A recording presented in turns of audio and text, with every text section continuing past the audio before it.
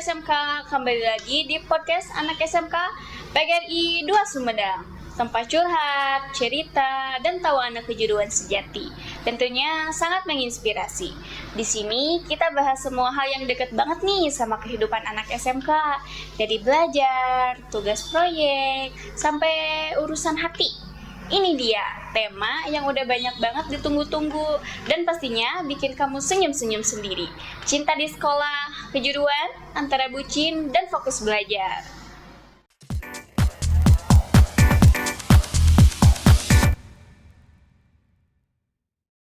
Pasti banyak banget yang merasa tersindir nih, karena katanya anak SMK tuh kalau udah bucin bisa lupa tugas praktik, tapi hafal tanggal jadian. Gak semua sih, makanya kita undang satu narasumber yang pernah ngalamin sendiri. Halo Ari. Hai Del, wah deg-degan nih ngomongin masa lalu.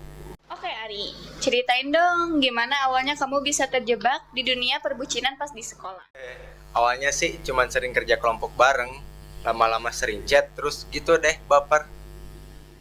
Wah, klasik banget tuh, dari ngerjain tugas bareng, berubah jadi ngerjain hati bareng.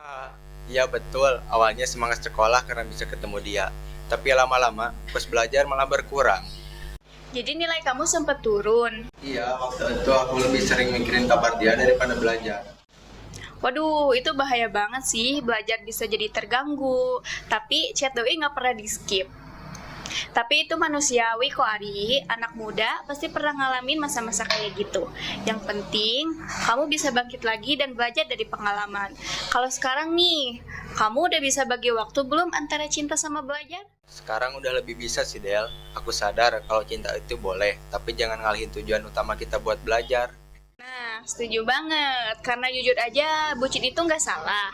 Asal tetap sadar prioritas. Soalnya kalau kita terlalu bucin, nanti bukan cuma nilai kita yang turun, tapi motivasi juga ikut turun.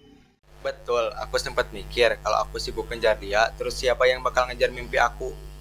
Wah, kalimat itu dalam banget sih Ari. Kalau sibuk ngejar orang, siapa yang ngejar masa depan kita? Boleh tuh dijadiin caption Instagram #anak SMK anti bucin.